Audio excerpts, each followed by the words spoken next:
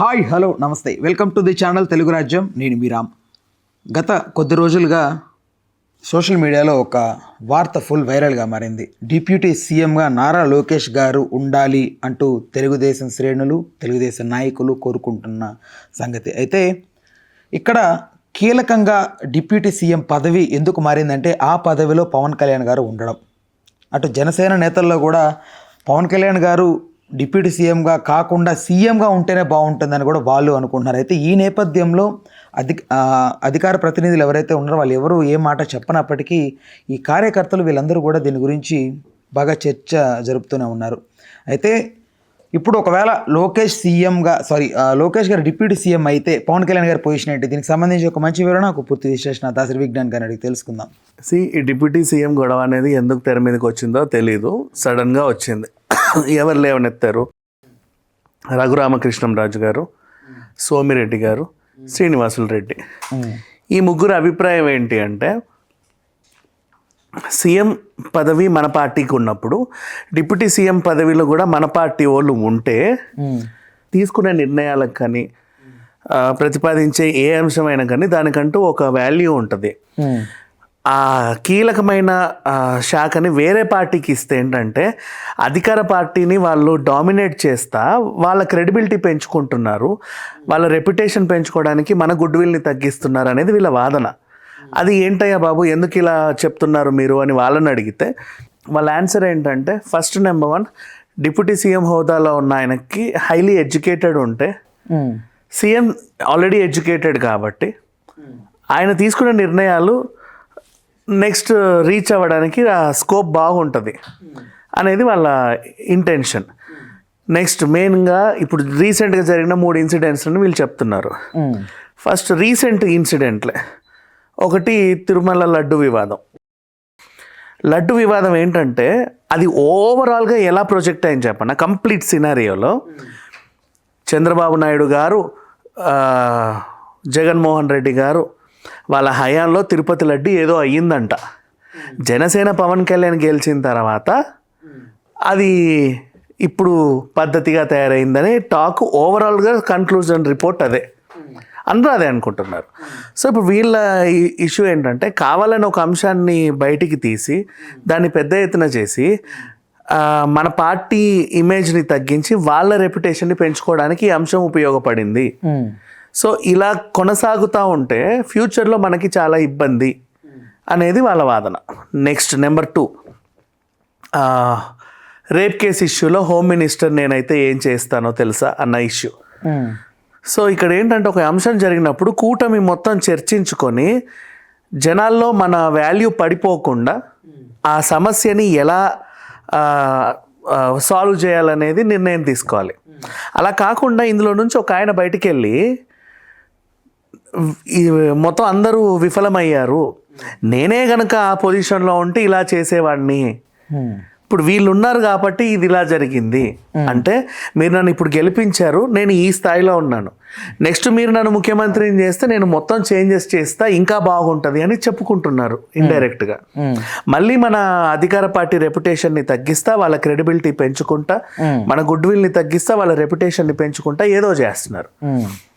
And వీళ్ళ ముగ్గురు అభిప్రాయం బాబు, నాది కాదు. నెక్స్ట్ మళ్ళీ ఇంకొక అంశం, ఇప్పుడు రీసెంట్గా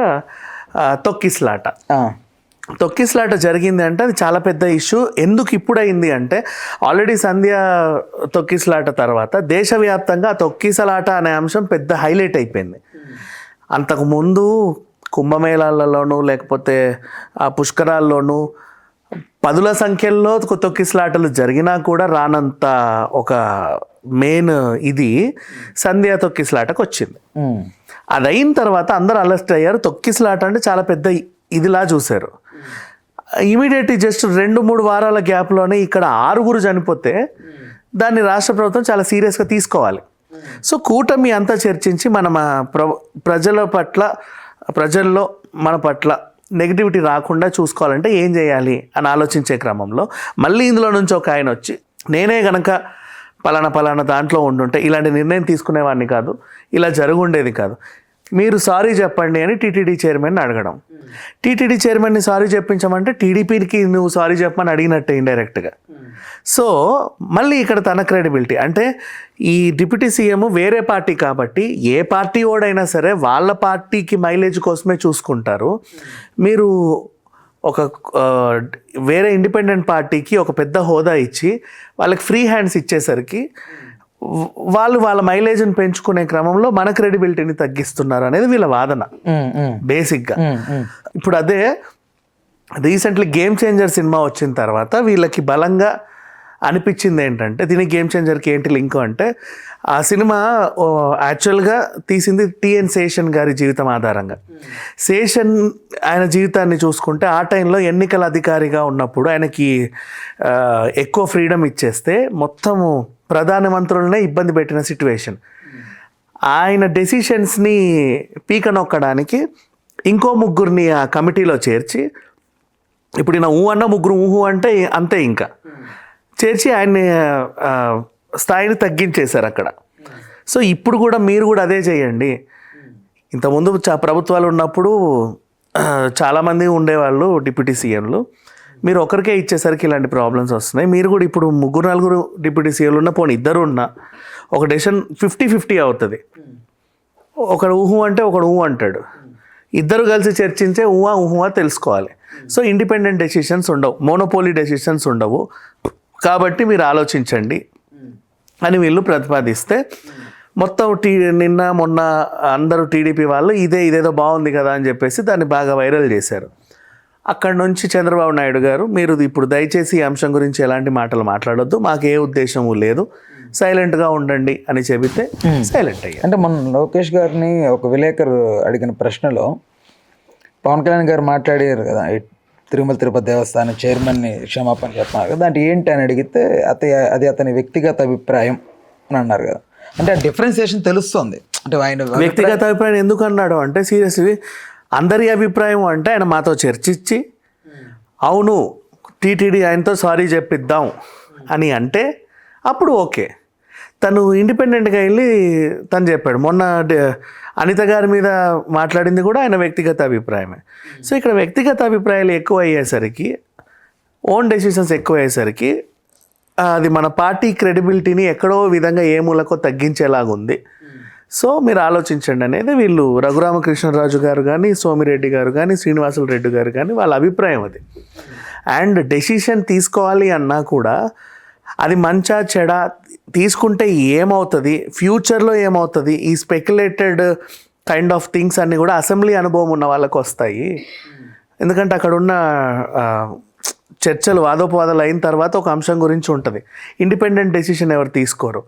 సో ఇతనికి అసెంబ్లీ అనుభవం లేకుండా మీరు డిప్యూటీ సీఎం చేశారు కాబట్టి అలా మాట్లాడుతున్నారేమో, కొంచెం ఆలోచించండి అని వీళ్ళు అలా అడిగారు అంతే. అది వాళ్ళ అభిప్రాయం, అంతకుమించి ఏం లేదు. అంతకుమించి ఏం లేదు. అఫ్కోర్స్ అది వాళ్ళ వ్యక్తిగత అభిప్రాయం, వాళ్ళకి అనిపించింది అది. వాళ్ళు ఎప్పుడైతే ఈ ప్రతిపాదన పెట్టారో టీడీపీ వాళ్ళందరికీ అవును నిజమే కదా అని వాళ్ళకి అనిపించింది. పవన్ కళ్యాణ్ గారిని ఒక గొప్ప పొజిషన్లో చూడాలని జనసేన నేతలు, జనసేన కార్యకర్తలు ఎప్పటి నుంచి అనుకుంటున్నారు. బికాజ్ ఆయన చేసిన త్యాగం అవనివ్వండి, ఆయన పడ్డ కష్టం అవనివ్వండి, ఆ విమర్శలు అవనివ్వండి, ఎన్నో విమర్శలు ఎదుర్కొని 10 years పార్టీని కష్టంగా నిలబెట్టుకో. త్యాగం ఏంటి అంటే ఇప్పుడు ఆయన మామూలుగా ఇండిపెండెంట్గా పోటీ చేయాల్సిన వ్యక్తి, లేకపోతే విలీనం చేయడం అనేది ఒక రకంగా త్యాగమే కదా అంటాను నేను. కూటమిలా కలపడం మళ్ళీ ఆల్రెడీ అది ఆయన అడ్వాంటేజ్. ఇండిపెండెంట్గా ఉంటే ఇన్ని రోజులు గెలవలేదు కాబట్టి విలీనమై గెలిచాడు, సపోర్ట్ తీసుకున్నాడు. ఆయన త్యాగం చేయలేదు. అక్కడ త్యాగం చేసింది వర్మ. ఓకే, వర్మ త్యాగం చేయబట్టి ఈయన అయ్యాడు. Okay fine. అయితే సో ఇప్పుడు ఆయన ఓకే పార్టీని మళ్ళీ విలీనం చేసి 2014లో ఆయనకి ఏదో అన్యాయం జరిగిందని ఆయన మళ్ళీ బయటకు వచ్చి కొంచెం జరిగిన కథ అంతా అందరికీ తెలుసు. తర్వాత మళ్ళీ పార్టీలో విలీనం చేసి కూటమి ప్రభుత్వం ఏర్పడడానికి ఆయన మనం కొంచెం కీలకంగా వ్యవహరించి ఈరోజు ప్రభుత్వం స్థాపించడానికి కూడా ముఖ్య వ్యక్తిగా. మీరు ఉల్టా చెప్తున్నారు. అక్కడ జరిగింది ఏంటంటే, వీళ్ళతో యాంటీగా ఉంటే మనం ఇంకెప్పటికీ గెలవము, కనీసం వాళ్ళతో ఫ్రెండ్లీగా ఉంటేనన్నా మనం గెలుస్తామని పెట్టుకున్నాడు పొత్తు. సరే okay, what ever it is. So సరే ఓకే, గెలిచారు. సో అప్పుడు వీళ్ళు అనుకుంటారు కదా, డిప్యూటీ సీఎం పదవి అనేది యాక్చువల్లీ జన సైనికులు కానీ సాటిస్ఫైడ్ పోస్టింగ్ కాదు, కాకపోతే ఒక గొప్ప పొజిషన్. సీఎం తర్వాత సీఎం అంటే గొప్ప పొజిషన్ కాబట్టి సాటిస్ఫైయర్. యాక్చువల్లీ అందరికీ కూడా సీఎంగా చూడాలి పవన్ కళ్యాణ్ గారిని అనేది ఉంది. కాకపోతే ఇక్కడ ఈ సీనియర్ రాజకీయ నాయకులు చెప్పేది ఏంటంటే ఒక సీఎం అవ్వాలన్నా ఏం అవ్వాలన్నా సరే అసెంబ్లీ ఎక్స్పీరియన్స్ ఉంటే తనకి ఏదో ఉంటుంది. నువ్వు డైరెక్ట్గా తీసుకొచ్చి లెక్చరర్ని చేస్తే తను ఎలా పాఠాలు చెప్తాడు? సబ్జెక్ట్ నాలెడ్జ్ ఉండాలన్నా కనీసం ఆ ఎక్స్పీరియన్స్ ఉండాలి కదా అనేది వీళ్ళ వాదన. పాపం అంటే కోర్స్ అది మంచో చెడో వాట్ ఎవర్, జనాలకు చూడాలని ఉంది. సీఎం అయితే పిఎం ప్రెసిడెంట్ ఎలాగైనా చూడొచ్చు, మన ఇష్టం. కాకపోతే వాళ్ళ అభిప్రాయం అది. ఒక పొజిషన్కి వెళ్ళాలంటే స్టెప్ బై స్టెప్ అనుభవాలు ఉండాలి. ఊరికే డైరెక్ట్గా కూర్చోబెడితే ఏవేవేవో అయిపోతాయి అనేది వాళ్ళ భయం. అంటే ఇప్పుడు నారా లోకేష్ గారిని డిప్యూటీ సీఎంగా ఉండడం కంటే పవన్ కళ్యాణ్ గారు ఉండడం బెటర్ కదా అనేది. అంటే ఆయన తీసి ఈయన ఉంచమని చెప్పట్లా, ఆయన ఉండగానే ఈయన కూడా ఉండొచ్చు, 2-3 డిప్యూటీ సీఎంలు ఉండొచ్చు అనేది వీళ్ళ అభిప్రాయం. అంతే, ఉండొచ్చు, అలా ఆప్షన్ హ్యాపీగా 3-4 కూడా ఉండొచ్చు డిప్యూటీ సీఎం. బ్రహ్మాండంగా ఉండొచ్చు. నువ్వు 4 పెట్టు, 5 పెట్టు. అంటే వాళ్ళకి సపరేట్ గా శాఖలు ఇవ్వాల్సి ఉంటుందా? అది వాళ్ళ ఇష్టం. బట్ 5 కూడా ఉండొచ్చు, నష్టం ఏం లేదు. బట్ ఈ లాజిక్ ఎక్కడ కూడా బయట రావట్లేదు యాక్చువల్లీ. అందరంటే డిప్యూటీ సీఎం అనగానే ఆయన తీసి నన్ను పెట్టమన్నట్లా, ఈయనని కూడా ఉంచు. అందుకే టీఎన్ శేషన్ ఎగ్జాంపుల్ చెప్పింది నీకు. ఒకరే ఉంటే డెసిషన్ తీసుకోవడం వాళ్ళకి ఓన్ క్రెడిబిలిటీ చూసుకుంటారు. ఎంత కాదినా మన పార్టీ కాదు కదా, కాబట్టి ఇంకొకరిని మనోడిని కూడా ఉంచితే కొంచెం మనకి ఒక అడ్వాంటేజ్ ఉంటుంది అనేది అభిప్రాయం. యాక్చువల్లీ సౌండ్స్ గుడ్, ఈ మాట అనేది చాలా బాగుంది. ఎందుకంటే ఒకవేళ ఇద్దరు ఉంటే ఆయన ఓకే కొంచెం ఆయన తీయమని ఎవరూ చెప్పట్లా, ఆయన అలాగే ఉంటాడు. అనుకుంటున్న వాళ్ళు అలా అనుకుంటున్నారు. లేదు ఆయన తీయమని. 5 కూడా పెట్టు, 3 పెట్టు డిప్యూటీ సీఎంలని. ఒక బీజేపీకి ఇవ్వు, ఒక టీడీపీకి ఇవ్వు, ఒక ఆయనను కూడా ఉంచు. అప్పుడు సరిగ్గా ఉంటుంది వీళ్ళ అభిప్రాయం అది బేసికలీ. బట్ చాలా మందికి పోర్ట్రేట్ అవుతున్న విధానం ఏంటంటే నారా లోకేష్ గారిని డిప్యూటీ సీఎంగా కోరుకుంటున్నారంటే పవన్ కళ్యాణ్ గారిని వద్దంటున్నారు కదా అనేది అందరూ అనుకుంటున్నారు. అలా సర్క్యులేట్ అవుతుంది కాబట్టి అది వివాదాస్పదంగా మారింది అది. సో రైట్ అన్న, ఓవరాల్గా మంచి ఇన్ఫర్మేషన్ ఇచ్చా. Thank you. Right, please do subscribe to Telugu Rajyam channel. Please do subscribe to Telugu Rajyam channel. Please do subscribe to Telugu Rajyam channel. Hi అండి, నేను మీ ఆర్పీని, నెల్లూరు పెద్దారెడ్డి చేపల పులుసు ఓనర్ని. మీరు తెలుగు రాజ్యం అనే ఈ యూట్యూబ్ ఛానల్ సబ్స్క్రైబ్ చేసుకుని మంచి మంచి వీడియోలతో వస్తారు. Thank you so much. Hi people, I'm Sonakshi Verma and you please watch Telugu Rajyam and please subscribe to the channel.